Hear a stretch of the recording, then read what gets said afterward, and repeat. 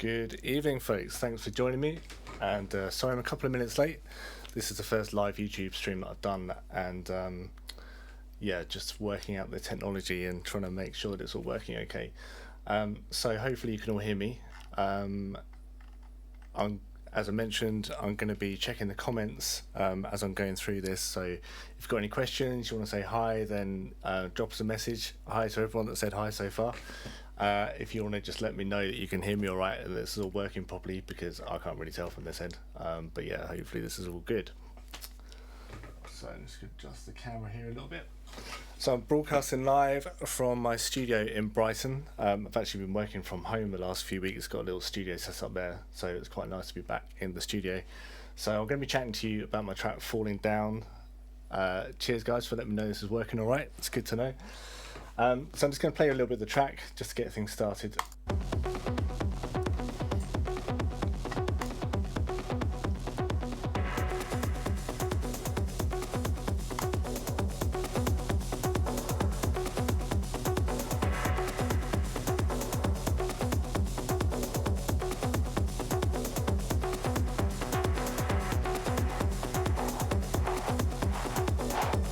So skip forward a bit.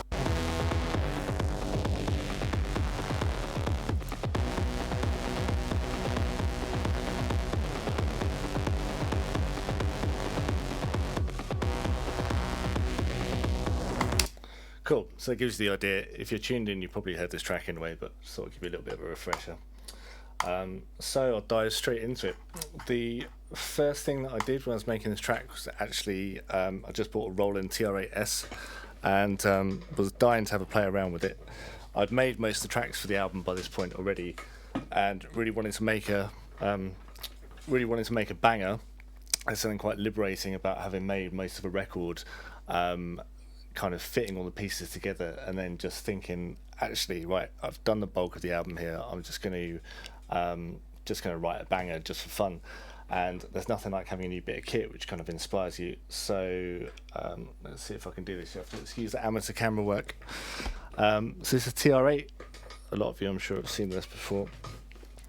So the first thing that came along was just the kick. If I press play, what's going to happen? There we go.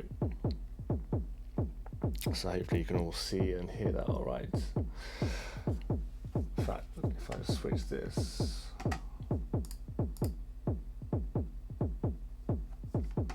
bear with me.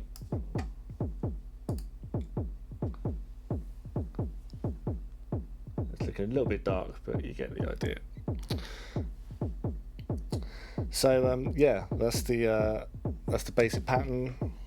A lot of techno, a lot of stuff using the TR-8, like obviously a very famous drum machine. You kind of get a lot of the 4-to-the-floor vibe, and that's pretty obvious. But the thing I really like about this kind of step sequencing feel is that you can just very quickly like kind of drop notes in and out, and obviously instantly change the groove. You can manipulate the sounds, like obviously mess around with decay and the pitch and whatever. So it's just really fun and intuitive and very quick to kind of get your head around. So yeah, the first thing that came along was this kick pattern, and there's another cool little trick you can do, which you can't actually do with one hand unfortunately, where if you hold down shift and hit one of the buttons, you get these cool little like sub beats. So it just kind of gives it that little skip, play around with the shuffles, kind of get a bit of groove. And then yeah, just started playing around with different elements really. It's like a little snare pattern came in. I'm just trying to maneuver the camera so you can actually see this a bit better. There you go.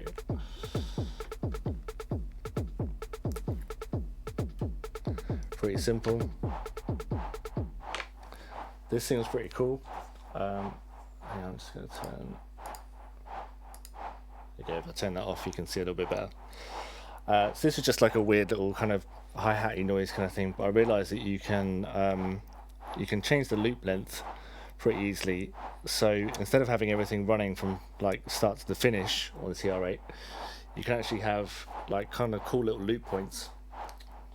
Just trying to get a better view for you there. You can get cool loop points, so you can have cool polyrhythms going on, so not everything has to run from the start to the end. So whilst you have a kick pattern that's obviously running the full length of the sequence, you can have something that's just running like yeah, like a kind of quite odd polyrhythm part. So when you combine the two, you get this kind of cool little off-kilter thing. So yeah, like really simple technique, but just at the beginning to the creative process, it's really nice to just have like, yeah, a few little things that you kind of get up and you're like, okay, that sounds cool, and it means that you're not just starting with a blank canvas, you've got like an actual machine that you kind of play around with. So yeah, it's a lot of fun. So I'll bring in a few more of the parts.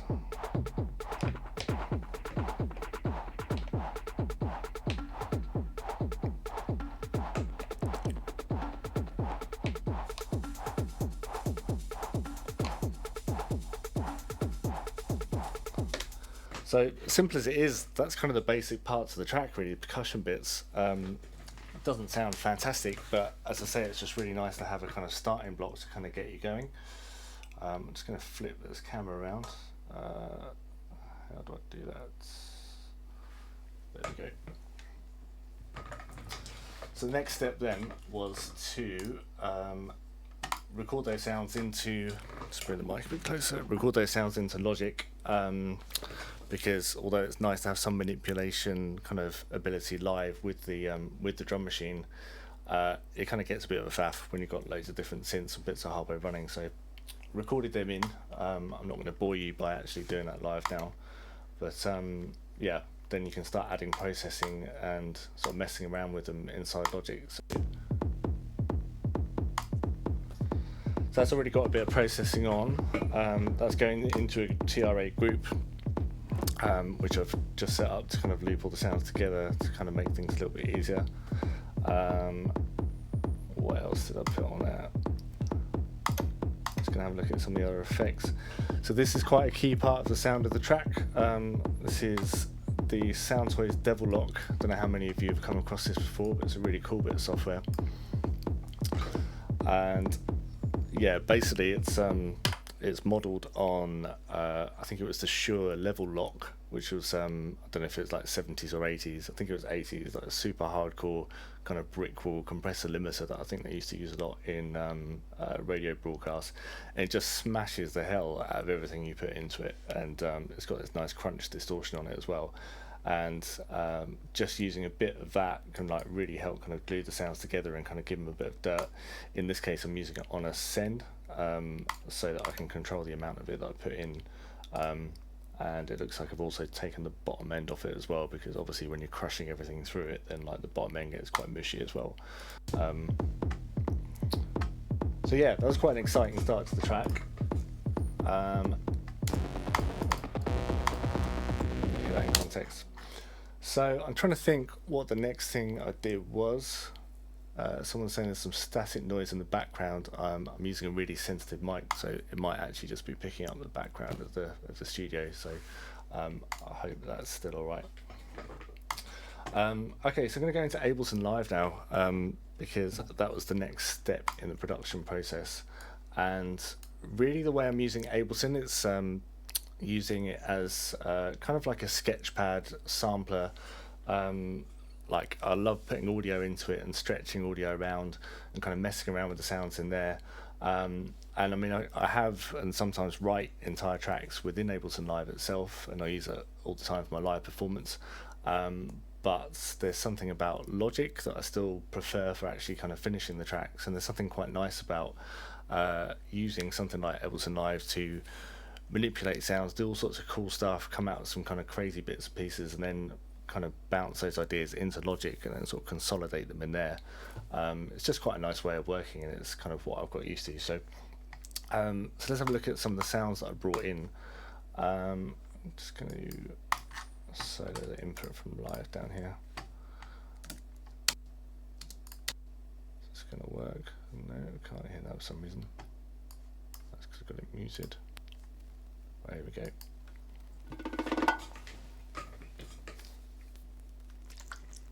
Three.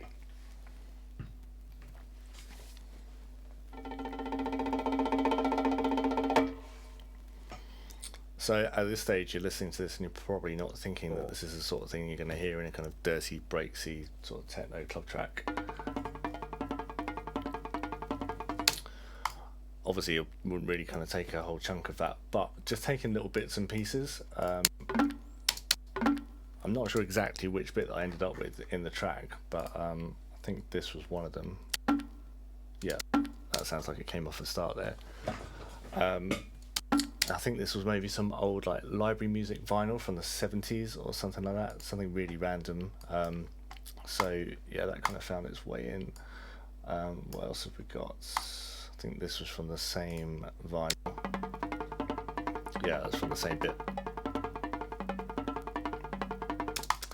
So we can then do with that, and this is something I really love about Ableton, is you can just really quickly kind of start to stretch things around.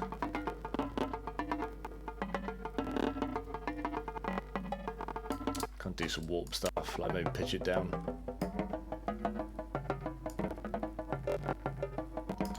And then you can loop little bits of it, and let's just try that. So already there, you just got this kind of weird, like wonky rhythm thing kind of going on. And so yeah, this is the one that actually ended up somewhere in the track. Like a really tiny little loop, but at this stage I'm not necessarily thinking about like, you know, how it's going to fit into the structure or anything like that. I'm just like really quickly sketching out ideas. I think we've got a little string sample here. I think that also got reversed at some point. Let's just do that. So yeah, that appears in a few different places throughout the track. And this is quite a key part of the track. So let's have a listen to this break. So like pretty standard kind of old school sort of hardcore kind of break.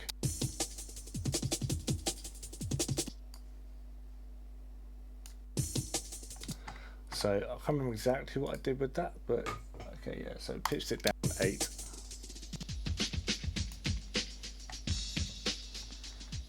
And then obviously you can mess around with the loop points and kind of find the point that you want to loop. And I need to warp that again.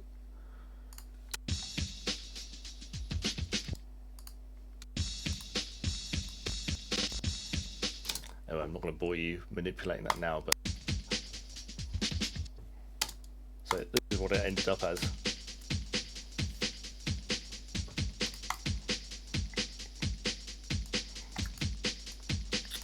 So basically what I've done here, I've just found the little loop that I wanted to use, changed the start point, so it's starting kind of on the kick at the beginning and then loops it in quite an unusual way over here. I'm just going to move that so you can see a bit clearer.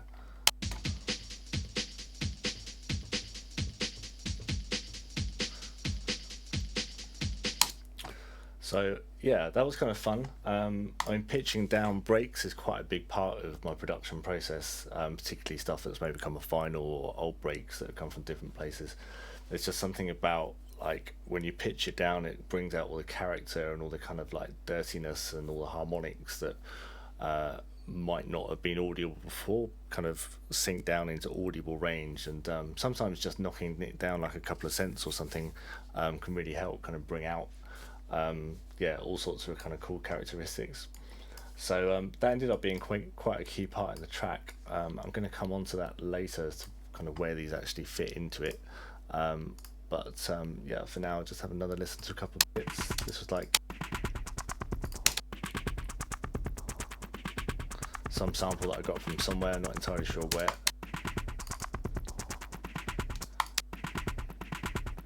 And again, I just made this kind of weird little like off-kilter kind of loop out of it.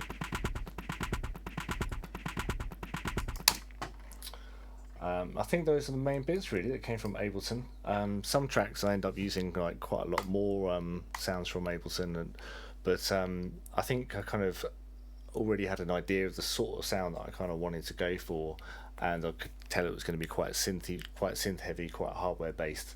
So I didn't really feel that I needed to kind of sketch out too much stuff in Ableton at this stage, but yeah, got a few interesting bits from it.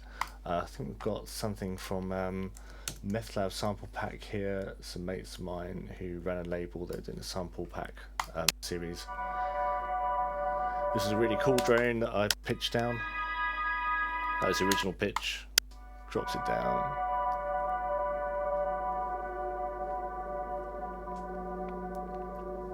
So that's quite a nice bed. So yeah, once I got some sounds out of that, drop them into Ableton, into Logic, like bounce them out, and then I can start kind of mixing them in with the project and kind of grow it from there. Someone's asking me on the comments, where do I get the majority of my samples from? That's a really good question. I've picked them up from all sorts of places over the years. Some of them from sample packs, people like Loop Masters or Noise, some of the sort of major ones, but Native Instrument stuff I use a lot. As you'll see in a minute, I use Machine 2 for some of the sounds on this. But a lot of the most interesting samples that I use have just come from like weird stuff I've collected over the years, from like vinyl recordings. I've done a lot of browsing in charity shops, like picking up all sorts of like random stuff like 50p or 99p or whatever, stuff that they're probably going to chuck out and nobody would have any use for whatsoever. But yeah, sometimes you can pick something up and just like sample a bit of it as a source and then drop it into Ableton and put it through some granular software, and all of a sudden you've got some really interesting textures. So yeah, all sorts of places is the answer to that question. Cool, so where should we go from here? Let's just have a listen to our drums kind of all together.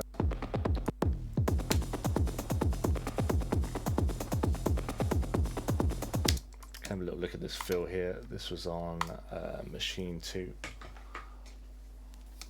That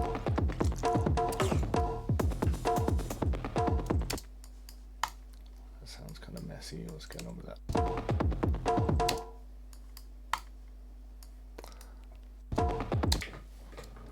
So my hardware sequencer is trying to trigger Machine, which is causing some problems there. There we go.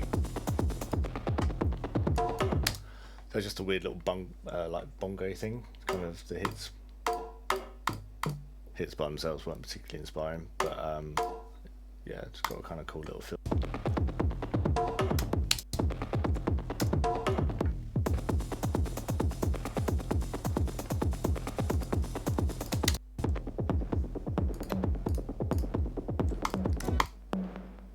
I think that was a high sort of TR8 tom that came off the drum machine I was showing you earlier. What else have we got? So I'm going to play you the main break that comes. There we go.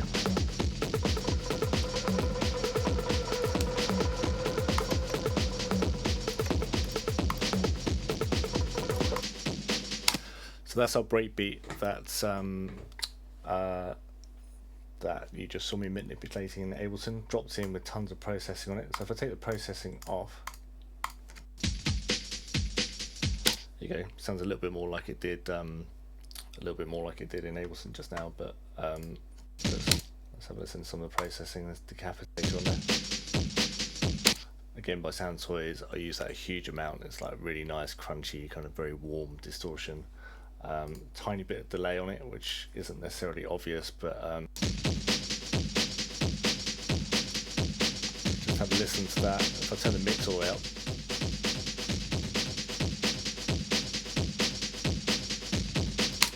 gave this really nice kind of like, I don't know, just an extra depth to the rhythm, which I really enjoyed. What else have we got on here? A bit of EQ. I think yeah, I was just finding the high mids were a little bit harsh, so just kind of use that to pull that back a little bit. Tiny bit of reverb. This is a plugin that I use a lot. It's by Audio Damage. It's called ADverb. I think it's based on one of the classic like 90s Lexicon reverbs, and I use it a huge amount. It's really quick and simple to use, so you haven't got to spend ages kind of dialing up a sound to get something good. And it's just got loads of characters. By no means like the most realistic sounding reverb, but it's yeah, it's pretty vibey, so I use that quite a lot.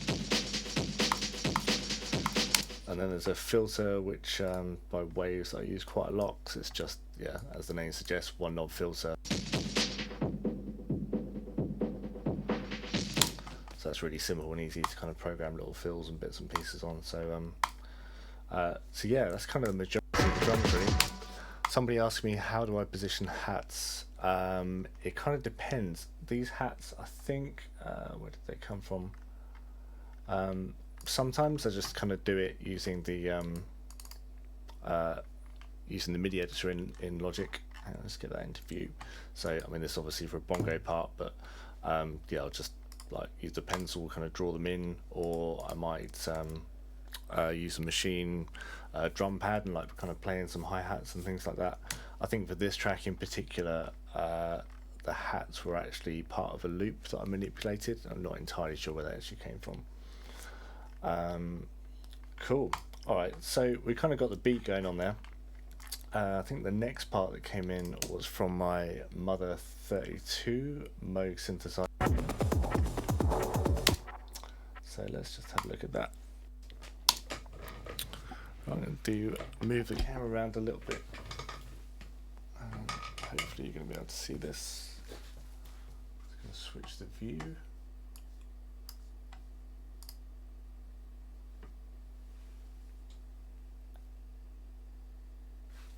Okay, you can kind of see that. It's not the best camera angle, but it's all good. So yeah, I think I started off kind of getting a basic sound going on.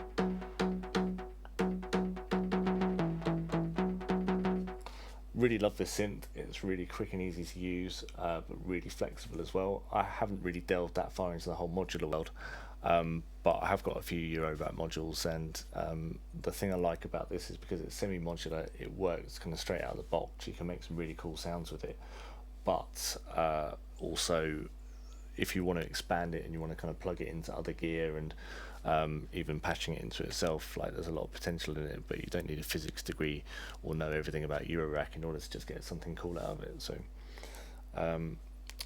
yeah, I kind of got basic sound going on, and used this guy to program it, which is a lot of fun and sometimes a lot of faff, but I kind of like it. It's a dot for dark time.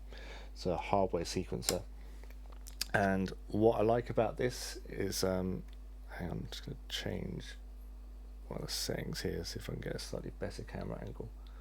No, apparently not. Never mind. What I like about it is sometimes, like, if I go over to a keyboard and try and play a melody, sometimes your hands fall to kind of predictable places, and sometimes that's what you want, but sometimes it's really fun to kind of use a bunch of knobs and switches to actually make a melody, which is not like how you would necessarily think is the most intuitive way of writing, but for writing kind of little techno loops and things, it can be a lot of fun. So let's just hit play.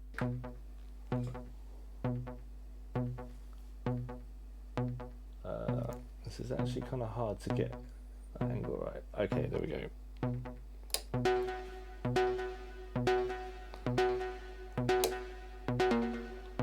Great, so didn't use that one. So you can basically just like turn the knobs.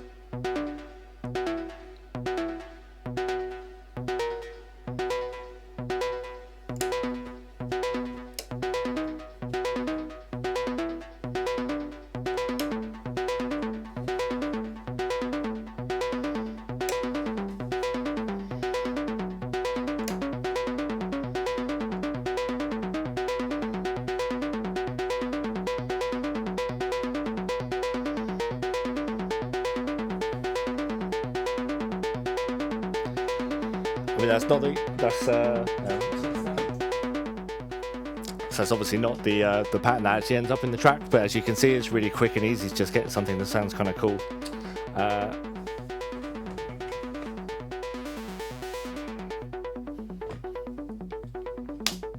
Stop that a minute.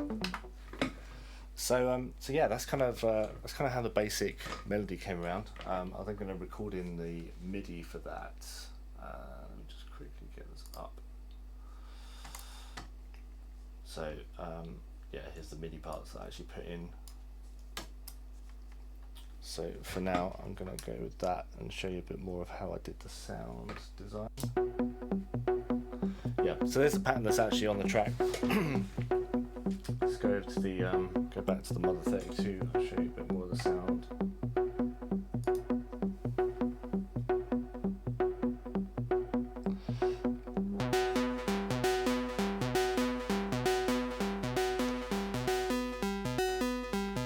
Strip it back to basics. There we go. It's fairly uninteresting to start with. Get a bit of camera angle.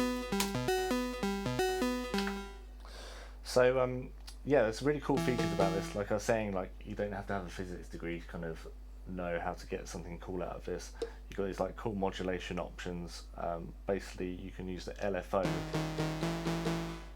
to modulate either the frequency or the pulse width. Obviously, the more of it you have, the kind of weirder and more out there it sounds. In this particular case, and actually with quite a few of the sounds that I get out of this, I'm just using a tiny bit of it. That's it, completely dry.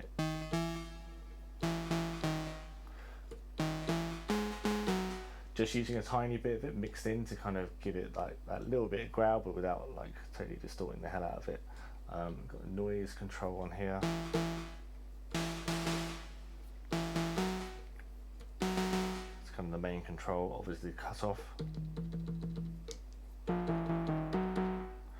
And the decay I was using a lot as well, and the VCF mod amount. It's kind of just helping shape the sound a little bit. So basically, when I've got a sound I like and I've got a pattern I like, I'm then going to do quite a lot of takes, just recording myself messing around with the sound, really, like to kind of create builds and create energy and momentum throughout the track.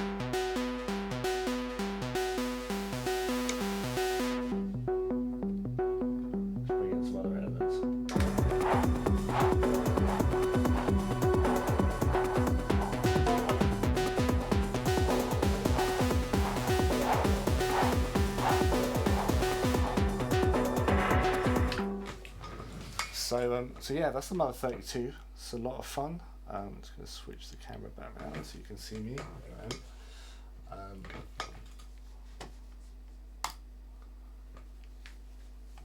Okay, sorry, just looking at some of the questions you guys were asking me, and yeah, it's a Mode Mother 32, and the sequencer is a dot for dart time. So yeah, both a lot of fun. Somebody asking me what kind of techno subgenre would I classify my style. Honestly, I don't really know. I don't really think too much about that when I'm writing tracks. I just kind of go for it and see what comes out. So I don't know.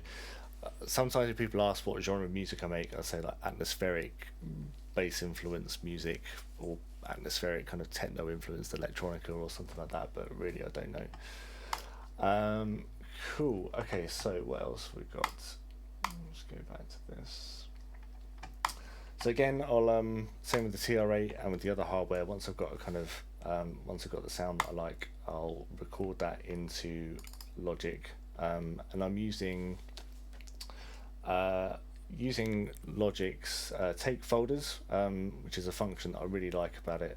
Not every DAW has it, but basically means that I'll set a loop point, and like quite a big loop point in this particular case, and record kind of long sections and just mess around with the controls and sort of see what comes out, and then go back and same as if I was just recording a singer or a vocalist or a musician of any sort, like basically recording a performance and trying to capture a performance without worrying too much about the details, and then I'll go through and edit and kind of take out the bits that I like. Turn some of the processing off just so you can hear it raw, and I'll show you what I added to it.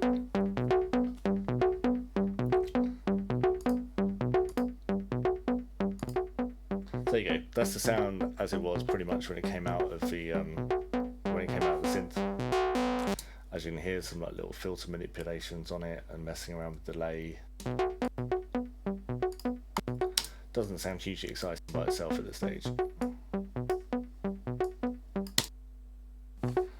So at this point we just got a little bit of decapitator, which I showed you earlier by Soundsways, and then got a whole bunch of sends which I've added to it, and then they're going to what I've called a Mother ARP bus. So I use buses a huge amount. If I'm going to add lots of send effects to a track, to an element, then I'll always group them to a bus at the end, so that I've got one fader that kind of gels them all together and makes it a lot easier to control. Otherwise you just end up with tracks all over the place, and particularly with a big tune like this, you just end up getting lost. So so yeah, let's see what we've got. A bit decapitator, This send was going to my Big Sky reverb, which I really love. I use it a lot in the album making process. I haven't actually got it connected at the moment, so I can't really show you that. But yeah, it's kind of cool, short little reverb. Tiny little bit of delay, just to add a bit of interest to the rhythm pattern.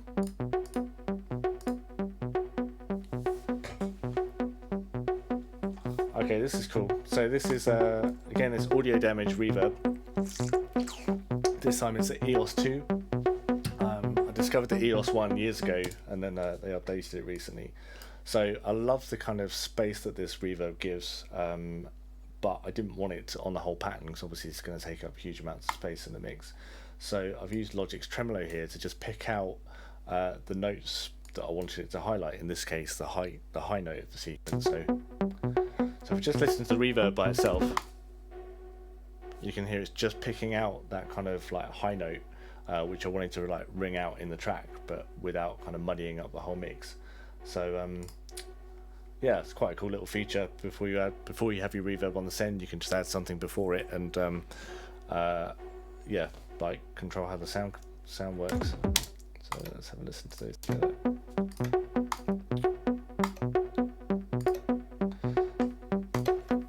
So then on the actual bus itself, it looks like I was using Native Instruments VC76, which is basically an 1176 emulation. I've actually got a couple of 1178s, which are stereo 1176, getting quite geeky about this, but basically I found I was using emulations of 1176s all the time, and I decided that I wanted to get some real ones. I think in the final mix I ended up using those, but often when I'm sketching out ideas I might just use the plugins. So what else we got? Now anyone listening on their laptop in mono probably isn't going to be able to hear this, but if you're listening on headphones or some decent speakers, this is a really cool plugin that's it's just one of the standard inbuilt Logic ones. It's called Spread, and it quite simply just messes around with the stereo image of whatever you put through it, and it can make stuff really sound like it's coming from outside of the speakers. Messing around with the order here kind of plays around with whereabouts in the speakers it sounds like it's coming from. Crank it all the way to the top and it can kind of sound like it's... So anyone on headphones listening to that, that's gonna mess with your head.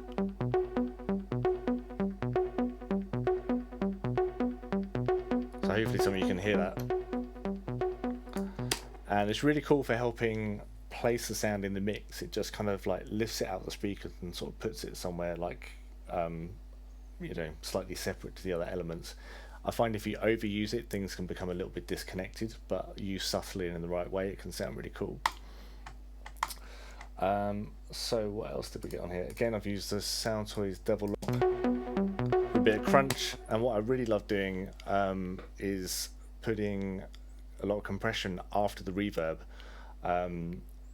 Like it has to be quite a deliberate effect. If you wanted your reverb to be quite subtle, you're not going to do that. But I love the way it kind of pushes the reverb forward after the sound has kind of come out of the way. So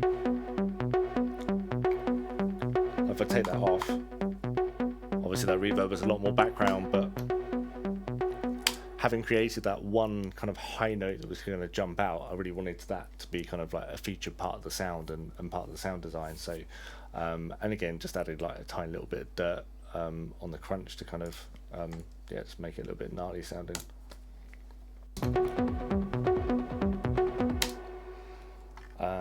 So let's see what we've got going on.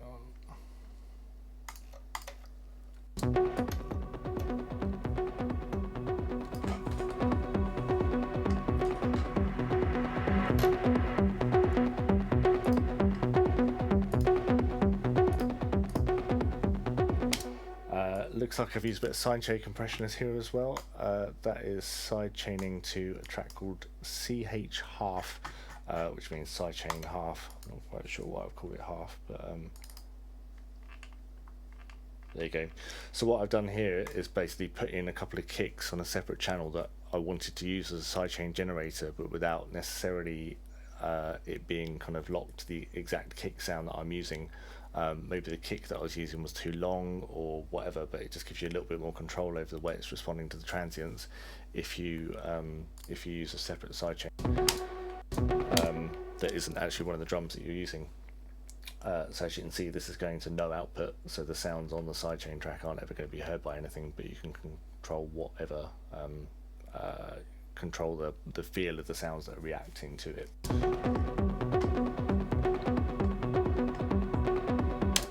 Okay, so that's kind of the bulk of what we're got going on there. Someone asked me, just going to answer a couple of questions up here.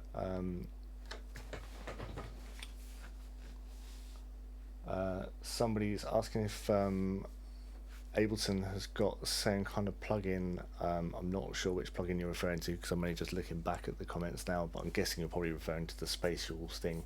I'm not sure if Ableton has one built in, but there's tons of Max for Live plugins that do all sorts of crazy stuff.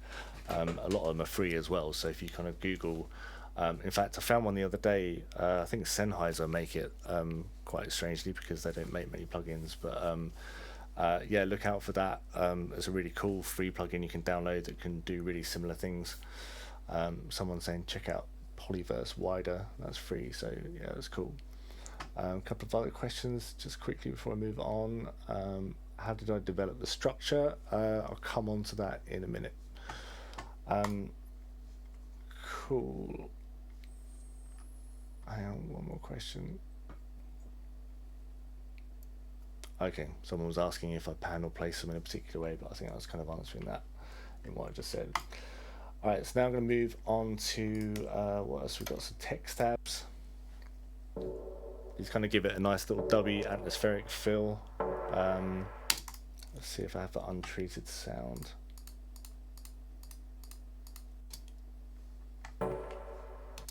So I think I actually processed this and then bounced it. So I don't have the dry sound available to play you, but it was just I think this actually came from a sample that was just a really fairly uninteresting, like little kind of stabby hit kind of thing. But again, added some decapitator to it from Sound Toys, bit of compression. Let's give it a little bit more attack. And using this filter again to make it sound nice and kind of atmospheric.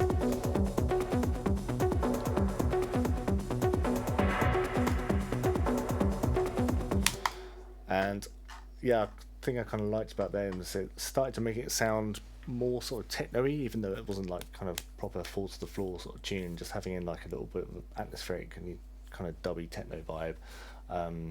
Yeah, just kind of gave it something that I quite liked. So I think the next thing that came was the bass line, which is from the Mo Voyager. So let's have a listen to that.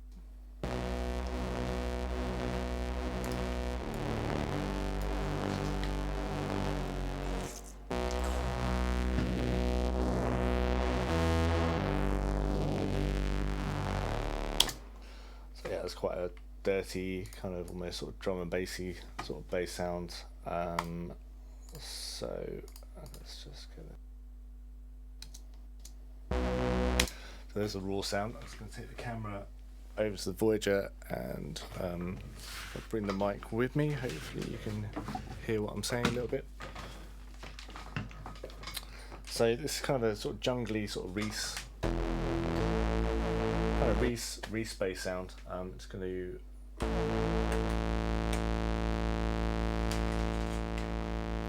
we've got like a sort of square wave thing going on here.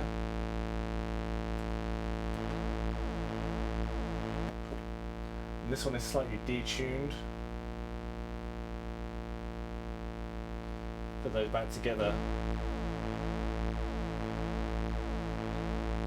Now what I really love about this is the way you hear those two oscillators kind of oscillating against each other, and because they're slightly detuned, they start to create their own kind of little sort of sub rhythms. So I'll put that on again. The further out of tune it is, the more you kind of get a like a more pronounced rhythm. So you can kind of hear a little chick, chick, little thing going on. It sounds kind of weird. If you use subtly, you get a nice little fat, dirty sound. And And then here you've got a very thin sounding kind of high pitched third oscillator joining in, which actually you combine with all the others. Just add a nice little harmonic over the top. And then a feature which I absolutely love about the Voyager is the external in. So basically what I'm doing is taking the headphone output there and putting it into the external input, and then you can drive the signal and distort it as much as you want. You can get some really crazy sounds. There's a little bit of noise on there as well. So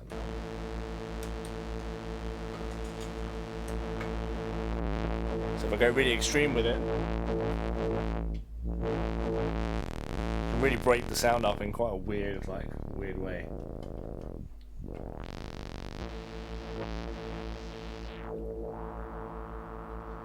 But yeah, it's a little bit too mental. So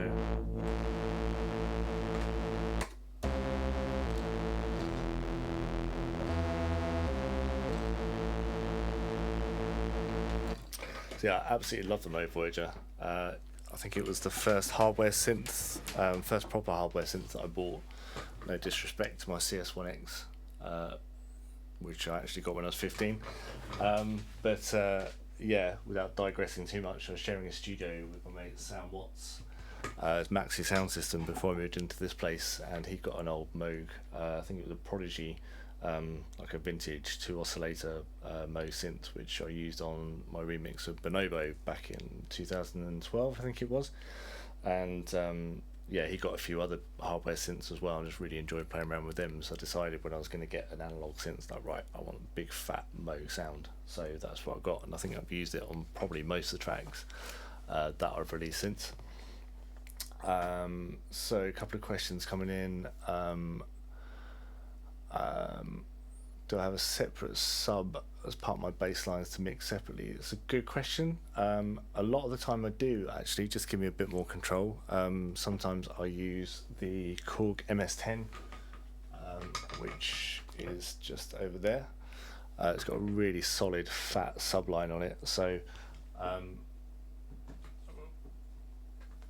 really fat, solid, like sub sound. So if I've got a kind of more experimental sounding bass line, sometimes it's really good to just have a really simple sound wave kind of wedged underneath it that you can then control separately, but not always. In this case I don't think I did, because actually a lot of the sub was coming from the kick drum, and it was kind of the sub from the kick that was sort of driving the pattern forward, so it wasn't quite so important to have the have a separate sub on the bottom end.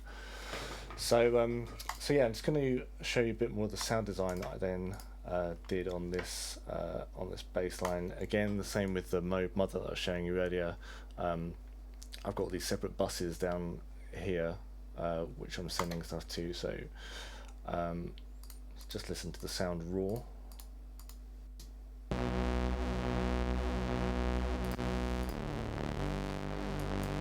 So I've used a bit of Native Instruments driver just for a little bit more dirt, and I've actually automated the frequency here, which is giving it that kind of like swirly, sort of phasey sound. Let's see if it does it again. Yeah, there we go. So you can see that moving there. So that's quite a cool little effect, just give it a little bit more movement.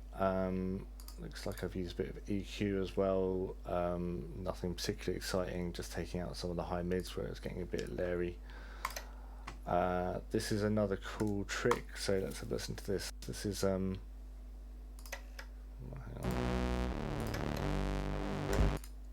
I can't solo that at the same time.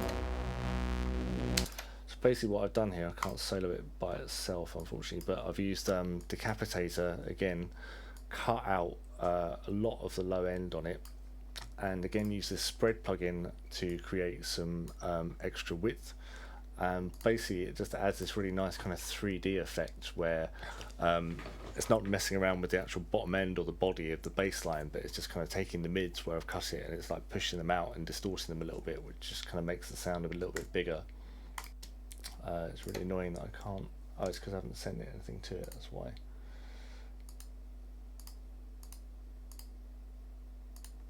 If I turn these on, that's going to help. There we go. So So again, if you're listening on a laptop through your inbuilt speakers, you're not going to be able to hear that width, but if you're on headphones or monitors, then you're going to be able to hear that the sound kind of sounds like it's almost outside of the speakers. Just adds a nice like 3D element to it. And here I was using Soundtoys Filter Freak, which is basically just an auto filter. You can see these patterns moving here, which is just adding a bit more kind of phase and a bit more movement to the sound. What have we got here? This is another reverb, another instance of the EOS 2 from Audio Damage. It looks like, yeah, I've chopped out all the bottom end before it's gone to the reverb, and then I've chopped it out again afterwards as well, actually, for some reason, probably because it was adding artifacts. And obviously I didn't want loads of bass reverb kind of taking up loads of space in the mix. And what else have we got here? This is Soundtoys Microshift, which is like a very subtle kind of chorusy effect. Generally speaking, I'm not a huge fan of chorus used really sort of obviously. I don't know why, it just doesn't really sort of fit in my sound particularly, but using a tiny bit of it can really help make a sound grow and make it sound a lot bigger, and just give it a bit more depth. So there you go, that's just like a tiny bit of chorus, not that exciting really. Hear all of them together.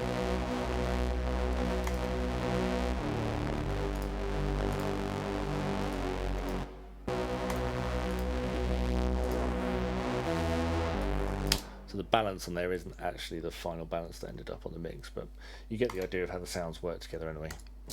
And again, using some sidechain compression.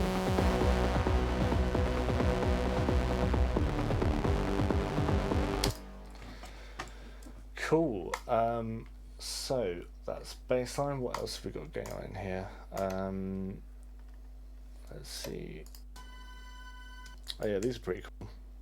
So there's some like little ambiency bits that are kind of floating around in the background, adding a bit of tension to the track.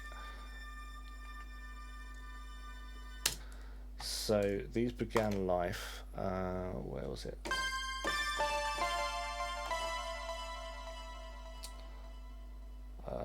Where are we? So this was sound I made in Contact. This is actually a sample of a Jupiter 8. A mate of mine had one in his studio, and had a load of recordings of basically just like messing around with the synth, nothing in particular in mind. Hang on, can't do that very easily. These can be the start points. Basically, like, just scanned through, listened to this recording of like all sorts of random stuff that had come off the Jupiter, and just found individual hits or a individual hit that I liked, and just started messing around with it really. So I created this main pattern that comes in later on in the track.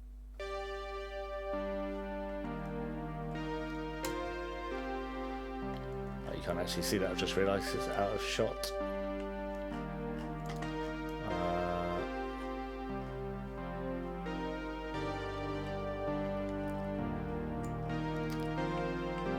There you go, that's come into view now. So there's two parts going on there. It's the higher part, lower part that then comes in, gives it a bit more depth.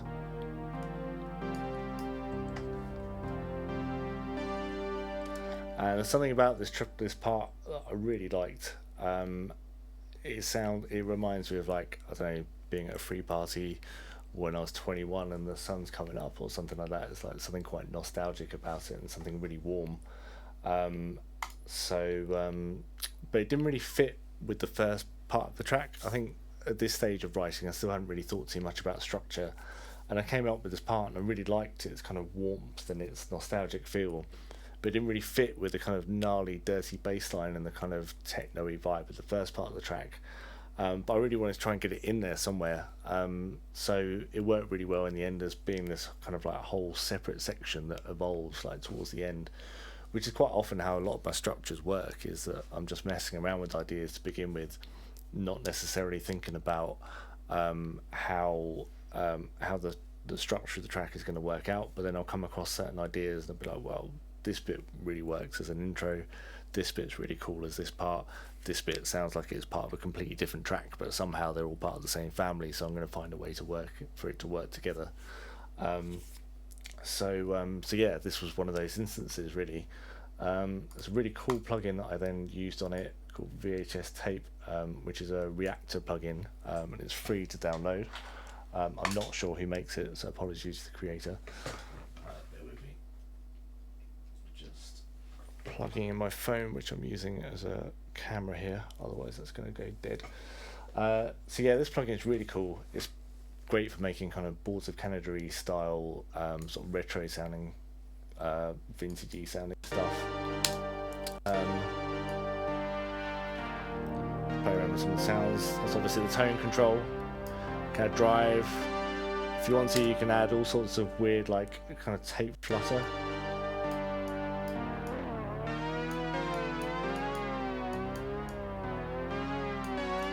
You can go nuts with it. Obviously, I didn't want it to be that crazy. So let's see.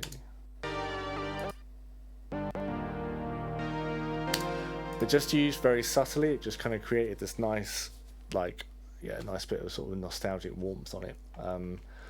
So going back to these pad sounds that I have over here, they actually came from this. I don't know if I have the plugin available to show you. Let's just have a look.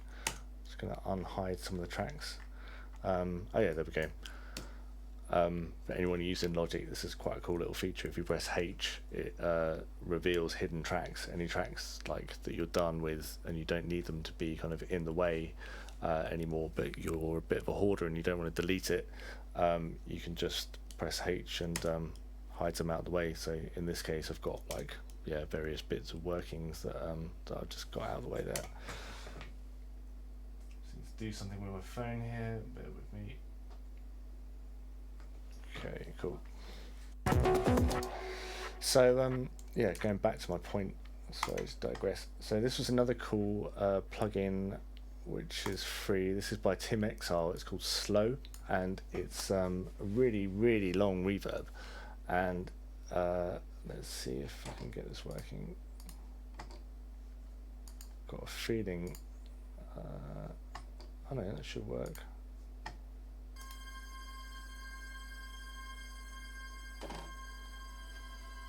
I don't know if you can see, I'll just focus on the take the camera and put it on the keyboard. I'm playing very few notes here, but this lovely reverb is stretching it right out and making all these kind of ambient pad sounds. It's really cool.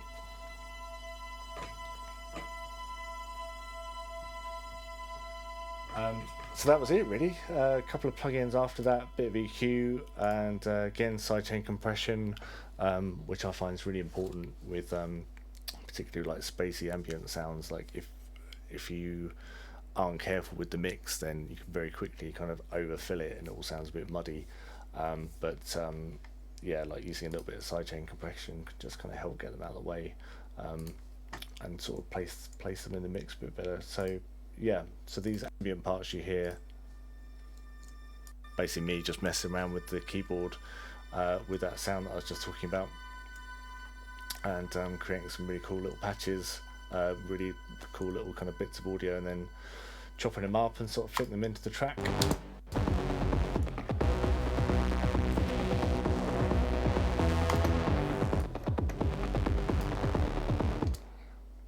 Actually just realised, yeah, we got the Voyager playing along with its recorded sound, which is why that bass sound wasn't sounding so good.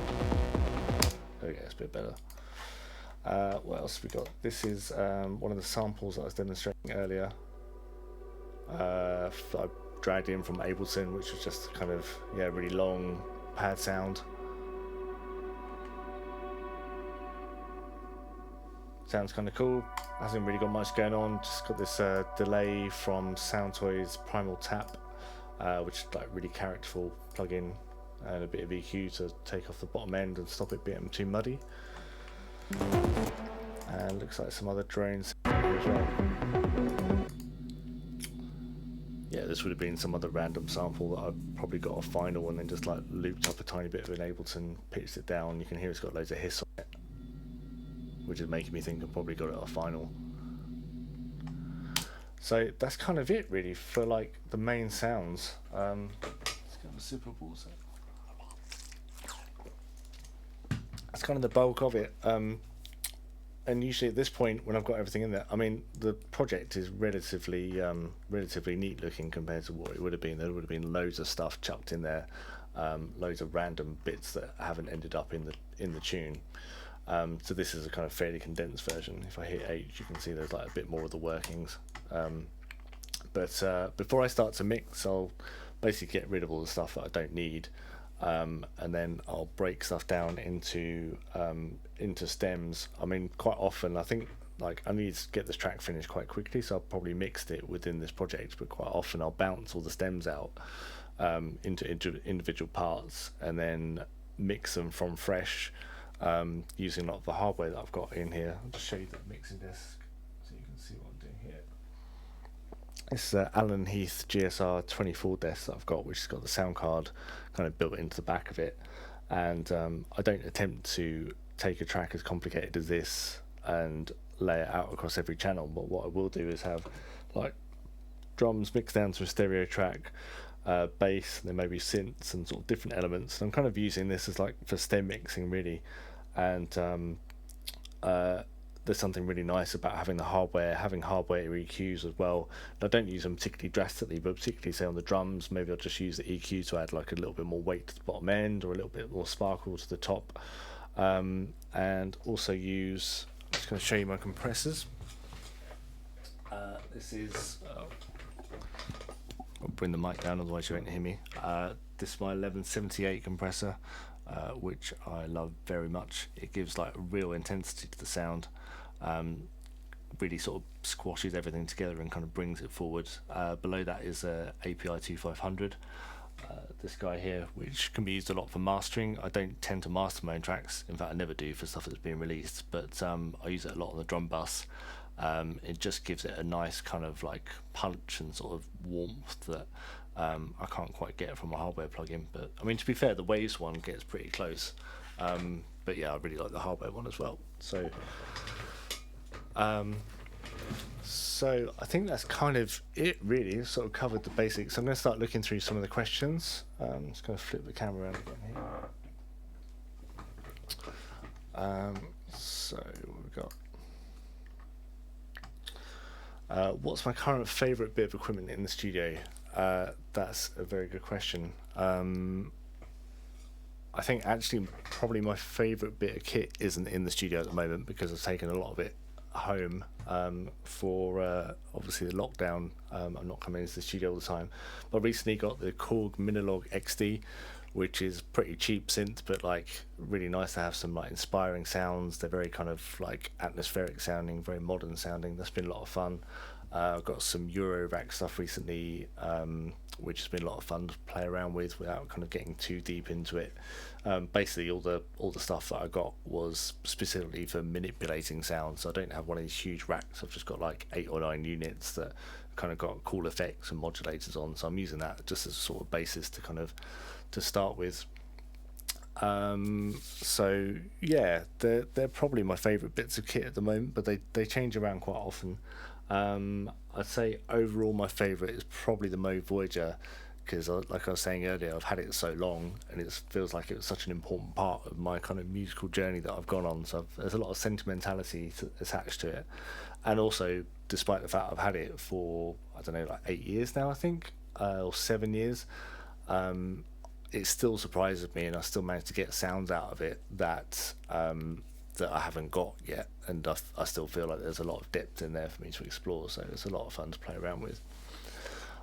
Someone's asking me what headroom do I usually aim for when doing pre-masters. A lot of people get into kind of discussing the details of like what you should give your mastering engineer for headroom. I mean, I kind of aim for -6 dB, but it doesn't really matter too much, I don't think. Some mastering engineers might be listening to this and hating that, but yeah, I mean, in the digital world, I'm bouncing stuff or recording a mix in at 32-bit. So I don't think it makes a huge amount of difference, but yeah, I would kind of aim for -6. When I actually sent the album off to be mastered, I sent stems and got it stem mastered by a guy called Bo at Calix in Berlin, who are a fantastic mastering studio that I've been using for a few years now. They did Illuminate, and they've done some of my remixes since, and they did Beneath the Surface. And basically, it's an interesting process. Instead of sending off, your stereo master file, I send off up to 8 stems. So kind of like I was describing with the mixing desk, I have like drums, bass, vocals, the main elements sort of separated, all at 0 dB, all playing back as they would in my final mix. Send them off. And it basically means they can master, but they've got individual control over the separate elements. So whereas if you're mastering from a stereo mix, if they want to kind of add a bit more punch to the drums, or they want to kind of EQ the kick drum slightly differently, obviously they have to do that within the stereo mix itself. But if they've got the control to be able to do that on the individual elements, then it means that they can use their amazing equipment and expertise to kind of just bring things up a level. And I've found that the amount of depth and punch they were able to bring to the drums on all the work they've done for me so far was just like next level. And I spent a lot of time mixing them in the studio, and I've used like these whole bay compressors, and they sound good, but when they send them back, they just somehow add another level to it, which I can't get in here. So someone's asking who that was. It was Calyx, Calyx, mastering in Berlin. It's a guy called Bo that I use, but all of their engineers there are good. I've worked with a few of them, but he's the guy that's done my last 2 albums. So yeah, what other questions have we got here? Oh yeah, the other thing about the stems is I'm able to then take those master stems. Basically, they have all the processing on except the limiting, and so I can take those stems, feed them into Ableton, and use them for my live set. And basically, if I play them back at 0 dB, that's the final master minus the limiting, and it's really useful for live sets. Check a few more of the questions. Can I live from my music? Yes, I do actually, but I don't just live from being Alex Banks as an artist. I do a lot of sync work as well. I'm published by Justice and Music, which is Ninja Tunes publishing arm. I do a lot of work with those guys. So as well as them pushing my work as an artist, obviously my albums and other work that I've done, they get me to do all sorts of random music. Sometimes that exists in a music library which they're pitching out, sometimes bespoke stuff. And I've done stuff for like Nike, Adidas, Sony, Microsoft, all sorts of things over the years. Sometimes it's really cool music, sometimes it's really uncool music, and it's an interesting balance, basically trying to get the right balance between being an artist, having lots of time to create and do what I want to do kind of artistically, but getting enough work in that I can afford to buy synthesizers and have this really cool studio that I'm talking to you from at the moment. And some of the work's really cool. I mean, a couple of years ago I did a thing for Aero Chocolate, and I did a full-on big band composition, and we hired trying to think which studio it was, Air Studios, or no, it's Angel Studios in London, and had like a full big band in there, with a like huge Neve desk and all sorts of guys, like a assistant engineer, and basically people were engineering the session. I was kind of very much like that old school composer producer guy, like doing this like 1930s style big band track. And whilst it's not atmospheric, kind of cool, edgy techno electronica, it's really fun every now and again to do things like that kind of totally take me out of my comfort zone and draw on some of my influences as a musician that I can't really kind of integrate very well into the work that I do kind of as an artist. But if I get too much of that work come in, then I find it kind of sucks my creativity a bit, and itching to kind of get back to being an artist. So I think for the moment I'm kind of getting a good balance. If I didn't do that work, I probably could get by as an artist, but probably not in this climate, because we haven't got any gigs, obviously, because no one's playing any shows due to COVID-19. So yeah, that kind of limits your earning potential. So I actually feel very, very lucky at the moment that a lot of my work isn't live based, and that I'm able to kind of yeah, keep myself sustained from doing other production work. Check out a couple more questions. How did I get to work with Just in Music? It's actually Just Isn't Music, which is their publishing division.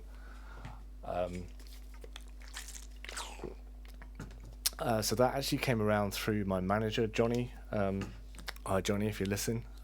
He was introduced to me through a friend of mine from university years ago, and yeah, went to meet him, started playing some of my tracks, and yeah, basically we started working together. He had some connections at Ninja Tune, and they were particularly drawn. I'd already started doing some kind of commercial sort of freelance work by that stage, as well as working on the first tracks kind of as an artist that I think were sort of almost ready to release. And my sound has a very kind of, as I'm sure you all know, like very cinematic, kind of atmospheric, emotive quality to it. And quite a lot of the time, publishers and people making music for people making films want music that has those sort of properties. So I think that was quite appealing to a publisher to have someone like me who can work to a brief and work sort of professionally, but is also creating music that a lot of people want to use in things like films and TV anyway. Someone's asking, how do I typically use kind of structure to arrange a track, like A, B, A, B, A, B, A, A, B, C? Is it purely based on inspiration and sound I create? I never really think about it from a technical point of view, like ABA structure or anything like that. It really comes down to feel.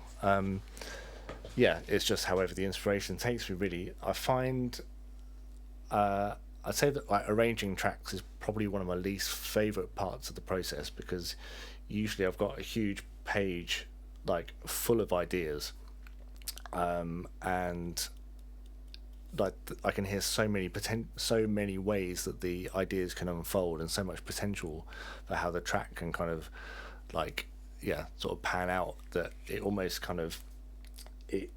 feels difficult to kind of commit to one direction and be like, right, this is how the track's going to start, this is where it's going to go. So like, well, I could start with this part, I could start with that part. So really I find like I have to just kind of come into the studio and be like, right, we're just going to get going and see what we come out with, and whatever I've got at the end of the day, if I like it, cool. If not, then we can kind of do it again and try not to be too precious about it. But usually what I find is like once I start, I kind of get going, and very quickly I can hear how the track is going to evolve, and I try really hard not to get locked into kind of too much about like, right, it needs an intro, it needs a drop, it needs a breakdown, because I find like the more you get kind of stuck in that, the more predictable your tracks become. And particularly having made quite a lot of tracks now, it's really difficult to keep coming up with original structures. So I find I have to try harder to kind of catch the inspiration and try not to be formulaic. But when I do manage that, I find like the results are even more rewarding. And I think actually playing live has really helped feed into my structure development as well, because when I play live using Ableton, using the push, basically I'll set it up so that I can structure the tracks live on the fly, and I'm not limited to sort of any particular structure. I mean, obviously with some of the tracks I'm going to follow certain sequences because I know that they work and because that's kind of how the track was composed, but I have total freedom to try out different ideas in the club or on stage, and often they'll influence how I'll then kind of write in the studio. And if I'm stuck for ideas, I might try and arrange a track like I would if I were actually on stage, and try and imagine that I'm in that context of what would this track sound like if I was playing live in front of people. And sometimes that can help kind of come up with more interesting ideas. I think structurally as well, like recording a lot of synth parts and hardware parts without thinking too much about the structure can really help how the track is going to develop, because instead of thinking, right, this track's going to be, this section needs to be 16 bars and then this needs to happen, if I'm recording without a structure in mind, say like messing around with the Moog Voyager and kind of messing around with the filter sweeps and envelopes and whatever, instead of thinking I have to finish this within 16 or 32 bars, I can just kind of keep on going and record like whatever I feel at the time. and that kind of becomes almost like a sample that I then want to work with. And maybe I find it was too long, it's too short, I need to stretch it out, whatever. But having something structural which isn't kind of locked in place already, I find can really help sort of give a bit of life and a bit of unpredictability to the track, if that kind of makes sense. Someone else asking me how long have I been making music, and what advice would I give to someone starting out producing and beginning their journey getting started in the music industry. I started making music, let's see, 30 years ago, when I started playing guitar, drums, and piano. I started out playing rock mostly, but was really into like Guns N' Roses, Metallica, Pantera, stuff like that. A lot of rock guitar, but was also getting into Osric Tentacles, and Eat Static, and kind of Osrics I really liked because they were kind of rock based, but they got lots of weird synthesizers, and it was my first kind of introduction to kind of synthesizer based music. And then, you know, the mid-90s hit, Prodigy, Chemical Brothers, Pulse's Head, all these acts were coming out, and I started to get really into kind of electronic music. And anyway, that's a very long story, but to kind of get to the point, what advice would I give people beginning their journey and getting started in the industry? I mean, the industry's changed so much since I kind of got into it. Like, I mean, my first proper release was not that long ago, really. It was like 8 years ago. Before that, I'd been writing music for library for like probably about 10 years or so, and had a few bits published sort of here and there, and been in various bands or whatever. But I think my advice for people starting out is to kind of don't be afraid at the beginning to copy other people to try and get your kind of production chops down. Like, if you're really into this genre or that genre, like, you know, learn how to make it, analyze it, find the sounds that you need and the techniques that you need to learn how to make, you know, EDM or dubstep or drum and bass or whatever. But try not to get too stuck in one genre. Like, I think part of what's helped my musicality develop and my sound develop so much into something which I think is reasonably unique over the years is that I've got so many influences from so many different styles of music. When I was a teenager, I used to play percussion in orchestras. I played guitar in rock bands. I played guitar in jazz bands. When I was like 17, I first moved to London, and I've been to lots of drum and bass raves, techno raves. Like, I was so excited about so many different styles of music. I think on quite a subconscious level, through just trying to make that stuff without worrying about whether I was any good at it or whether I knew how to do it or not, helped me kind of develop a sound. And I think that's really important for people kind of coming up now to, like, it's so difficult to kind of have an identity and sort of stand out. So I think having some kind of sound which you kind of call your own and that you personally are really inspired by, can really help. But at the same time, like, when you're starting out, don't worry too much about it. Just have some fun creating and learning and trying to get you know, get your production chops up and get your tunes sounding good.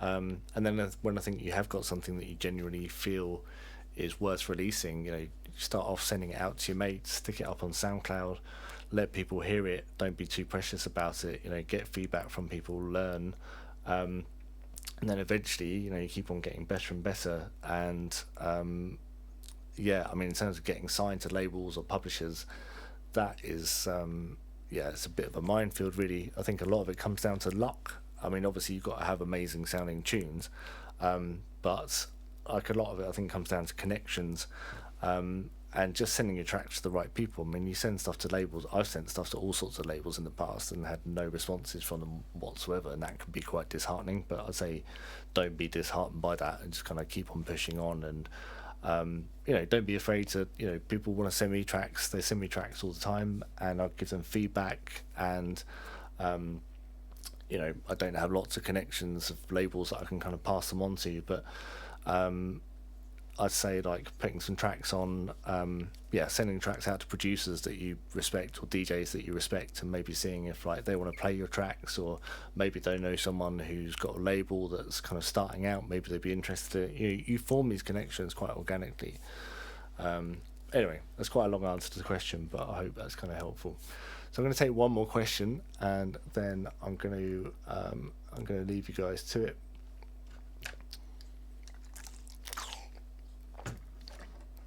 Just scrolling up a bit. Just gonna find something.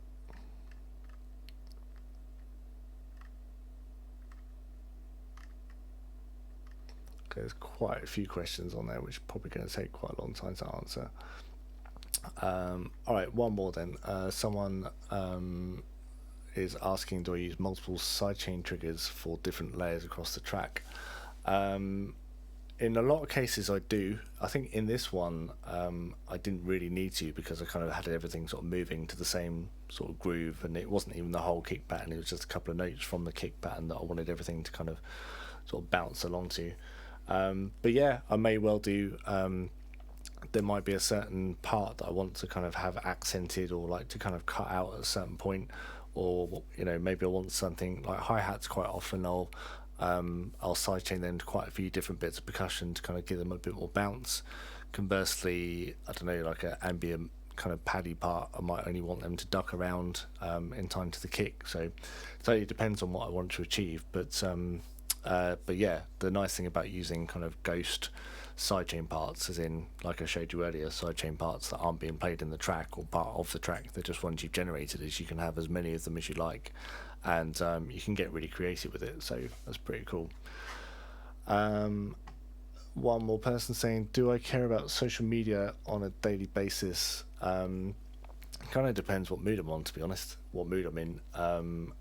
I really enjoy social media. I love being able to connect with my fans, being that I'm in the studio a lot of the time, and not necessarily playing live a lot. Obviously playing live at all at the moment, but like during the album creation process, you spend so much time in the studio that being able to connect with your audience online is actually really inspiring, and it's really nice to be able to share with people in real time, like what I'm doing, things like this. Obviously you guys are hanging in my studio, I'm kind of showing you what's going on and chatting to you, and that's really nice to be able to connect with people. But it depends, some days if I'm writing and I'm been working on the same track for a week and just trying to like get the mix right, then I'm not really in the headspace that I'm sharing much on social media. So yeah, it's kind of a balance. So anyway, I'm going to call it a day. Thanks ever so much for tuning in. It's been great to chat to you guys. I'm going to leave this upload on YouTube for a while afterwards, so if you want to come back and check out some of the techniques that I was discussing, then yeah, I'll leave it there. And yeah, I hope you're all staying safe and healthy during this lockdown. Going to do some more things like this, probably do a live DJ stream. I might do a live set as well for you guys at some point. So yeah, just keep it on social media.